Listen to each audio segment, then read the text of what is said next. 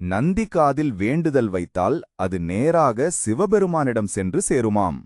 ஆனா சரியான முறையில் சொல்லாதால் பலன் கிடைக்காதாம். உங்களுக்கு அந்த முறை தெரியுமா? நந்தி சாதாரண சிலை இல்லை. அவர் சிவபெருமானின் மிக அருகிலுள்ள பக்தன்.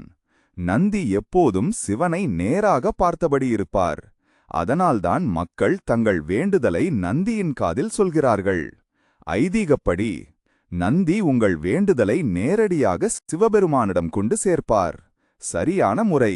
இப்போது முக்கியமான விஷயம். படி 1. நந்தியின் வலது காதில்தான் வேண்டுதல் சொல்ல வேண்டும்.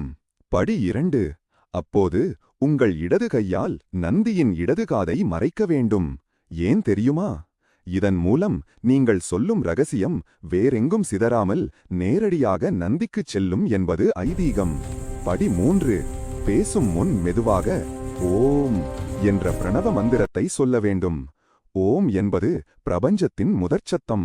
அதை கூறித் தொடங்கினால் வேண்டுதல் புனிதமாகும். ஒரு பக்தர் பல வருடங்கள் வேலை இல்லாமல் கஷ்டப்பட்டாராம். ஒரு மூத்தவர் இந்த முறையை சொல்லித் தந்தார்.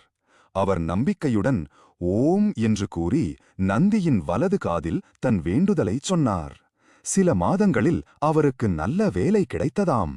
நம்பிக்கை பிளஸ் சரியான முறை இரண்டும் சேர்ந்தால் அதிசயம் நடக்கும் என்று கூறுகிறார்கள். அடுத்த முறை கோவிலுக்குச் செல்லும்போது இந்த முறையை முயற்சி செய்து பாருங்கள். நம்பிக்கையுடன் சொல்லுங்கள், மனதார சொல்லுங்கள். உங்கள் அனுபவத்தை கமெண்ட்